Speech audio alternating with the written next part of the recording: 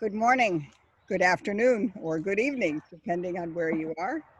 I'm Kohenet Grenn here with Kohenet Matan, doing our 7th Priestessing the Priestesses conversation, exchange, dialogue, and we invite you all to comment on any of our content, and we will be having a guest speaker, I think in a couple of weeks, and we will put something out more about that. And then we have a second person who will also be coming a bit later than that. And so I'm just going to start with a short chant. Me'olam ad olam, me'olam ata el ad elah, me'olam ad olam, me'olam ad olam, me'olam ad olam, ata el ad elah. From world to world, she is there. Spirit is there. So welcome again. Our subject for today is shielding and protection. And Annie, do you want to start? Do you want me to start? Why don't you start? Yeah, I want to talk about the timeliness of this and link it. I'm going to get a little bit woo-woo and, because we're priestesses, and link it to the energies of what's happening sort of in our 5D world, like in our spiritual level. So you might be feeling some discomfort in your body, like a feeling of existential tension these days. And part of that, if you're empathic, could be that you are feeling the energies of others around you, the feelings and energies of others around you. And there's a lot of fear up right now. And a lot of anger that's coming from a place of fear, a lot of trigger and trauma. We are going through a collective trauma at this time. And so some days it can feel like we're being bombarded by the feelings and energy of others around us. And it's likely, based on the astrology, I've been following, recently started following Pam Gregory, who's an astrologist, and she's on YouTube, and also Yasmin Ibrahim, who is an intuitive, and she's channeling. And so Yasmin is channeling and talking about energy, and Pam is an astrologist talking about planets, and they're saying the same thing, which align with what I'm feeling, which is this sort of discomfort in my own skin and like a feeling of a tension and a charge lately. And according to both of them, this is going to continue probably into January 2021. So the tools related to shielding and protection are really important for us so that we can keep showing up in healthy ways at this time and not get triggered by other folks' triggers, not get pulled into that scarcity and fear mode. So that's some of the context I wanted to offer. And one second. So one image I want to offer for protection, especially if you know that you're particularly sensitive or empathic, is a sense of, when needed, retracting your feelers. So knowing that our energy body, especially when we're empathic, has kind of antenna or feelers reaching out for other people's antenna or feelers. And that's natural also because we want to know that what other people are feeling, and it sort of helps us gauge our place in everything. And sometimes we don't even realize we're doing it, and that some of the overwhelm that we're feeling or anxiety we're feeling isn't even ours. So the visualization for that is really simple, depending on what you get to decide what your feelers look like based on what's comfortable for you, whether they look like tentacles or antennae, organic or electronic. And just imagine that you're bringing them back into your own energy field, whether that's within the aura field around you or within your body itself, so that any and that also means that you are using any of your energy rather than sort of irrigating, rather than sending it out beyond your field to support others, you're sending it back in to support you. You are creating a closed energy loop that takes care of you. As we've talked about, you know, we're talking about how to priestess ourselves, and that we need to be fully resourced in order to show up for others. This is not what I thought I was going to talk about today, but so I want to offer that visualization and one more, which is when you notice the feelings or the stuckness. My friend Catherine Brar taught me this little visualization from Qigong about softening around that stuckness as a way of not getting pulled into it. Or like creating more energy around it. So if you're feeling overwhelmed, if you're feeling anxious, if you're feeling stuck, if you're feeling, oh no, what have I done wrong? Which is also really up right now. A lot of us are struggling with perfectionism. And to just take some breaths and notice where that tension is loudest in your body. And breathe some softness and space around it. Just for you. And then, if you like, see what comes in its place.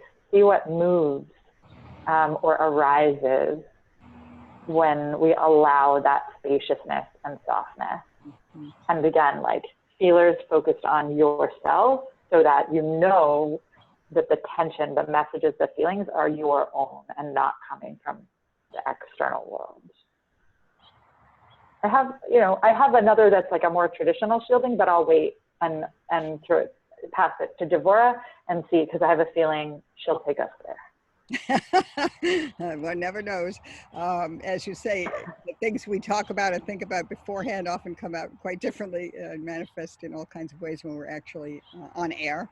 But the first thing in my notes was also to talk about where we are now, and that there are enforced forms of shielding with all the masking, and you've seen those rubber tubes that in Germany they're wearing on their heads that are like propellers, to ensure that people can sit at a cafe, let's say, and be at a safe 6-foot distance from. So sometimes, you know, it's about, I mean, always, I guess, real protection is about exactly what you're talking about, keeping our energy internal and not leaving ourselves open to unwanted or uninvited energies. And now that becomes critical, because it isn't just psychic energies that we're talking about, but physical manifestations of ill health. And when people are unaware or indifferent or apathetic about protecting others or themselves, either by not wearing a mask or coming right up in your space, and we've had a couple of those examples at home, then it's even more crucial that we attend to that. And I think some of the exercises you're prescribing, and there are many others that our teachers have taught us, are so important to do if you have to leave the house, you know, before you walk out the door, whatever that is for you. And there are many resources available for that. And sometimes you, I think, can invent your own, you know, whether that is using salt water, using sage, or doing a visualization. It's really critical now, because our lives truly depend on it, and not just our psychic energy, our spiritual energy, but those are also part of and the essence of our lives. Of course, I brought material things into this conversation for one reason, because I've worked for many years with amulets. So I thought, well, I have to bring at least one into the picture. And this is a prayer. And for many people, saying a prayer or wearing one on their bodies is a form of protection and shielding. It has so much and really everything to do with intention, with setting a kavanah, it's called in Hebrew, and setting that intention of not ignoring others, not being rude to others, but having greatest compassion for ourselves first, perhaps, and also then it will radiate out to others. There are things that people wear, such as medicine pouches, and in which we carry the actual earth, part of the land, part of nature, whatever it is that we are most resonant with. It may be sage, it may be medicinal herbs from our garden or that we have access to. Um, and there are many other things that people use um, that I won't go into here, but things that have heart and meaning for you are what will make you mindful about taking care of yourself. And that also means, I remember learning how to do this before one would go into an airport in ancient times when we went into airports, and the need to do something before you even set foot there, because you cannot possibly help but pick up so many disparate energies. And so it's not an act of selfishness, but of self-preservation, and really, as I said, not just for ourselves, but for others as well. An act of protection for those around us as well as ourselves. And so I think we're all balancing that act of how to do that, how to do it in a practical sense, in a way that makes sense to us and that we will be consistent with in our practice. So I don't know if that got to anything that you were going to mention, but I'll throw it back to you for a moment.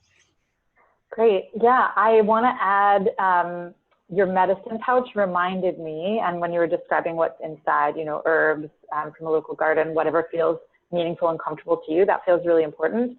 And I would say, you know, there are shielding visualization exercises, which is what I thought I was going to be bringing today. But I guess the reason I'm not is what I really want to offer is I've learned in working with folks over the last few years and teaching them shielding, that it's really good, it's really most helpful to figure out what your own element is. What element do you feel most comfortable in, earth, air, fire, water, and use that element as your shield, as in your shielding visualization. So for example, I was taught by my mashpia at the time, Shaya Eisenberg. Spiritual director, yes. Yes, thank you. Yes, I was going to go there. I was like, wait, let me make sure I've got the name right. Yeah. So Reb Shaya taught me one that other teachers at Aleph, Alliance for Jewish Renewal, have used, where there's a visualization that really involves creating a bubble of light using breath around ourselves. And that works really well for me because my most comfortable element is air. And I learned when I brought that to a client who really feels very uncomfortable with air, it just took her right out of her body. So we did a tree visualization because the earth is her comfort zone. So it could be a tree, it could be rock, stone, and like the groundedness. You could imagine yourself inside a crystal geode. You could imagine yourself inside a tree where you can see through the leaves. And you know, and then it's like pick the tree that you like the best, whether it's, you know, a willow or something else. And for water folks, if they feel most comfortable, if you love being immersed in the ocean or a lake or your bathtub and that's your comfort zone, you can imagine being fully surrounded by water and that being what your shield is made up of. And fire, mostly with fire, it seems that light is the thing. And you can play with any of these to see, you know, oh, sometimes I like this one and sometimes I like that one. And ultimately the visualization is just something that is surrounding you below, above, and all around. About, like, I would say start with, actually nowadays I'd say give yourself 2 meters because that's the you know, the recommendation for the sickness, as my daughter would say, the sickness. And then you can play with bringing it closer to you and moving it farther out, and including members of your family or, you know, people who are near you. You can expand it to incorporate your whole home. And my tool for doing that is I just breathe it into being. You know, I take my time, inhale, exhale, and then I expand or contract with my breath. And if anyone is interested in learning more deeply about this practice, you're welcome to contact me, send me a message or comment on the video, and I'd be happy to take you through it. I'm conscious of time, and we probably need to wrap it up so that we don't run too long for the uploading. It becomes an issue, although I'd love to continue this for another hour easily. I just want to say one word about that. I love that suggestion, and I also, what you said towards the end there of Also want to encourage people to feel into what they are resonating with that day, each day. Because, for example, if you are really hot, if you are really upset or angry, water. Water, water, water. You know, and so I think it does depend on where you are in the moment.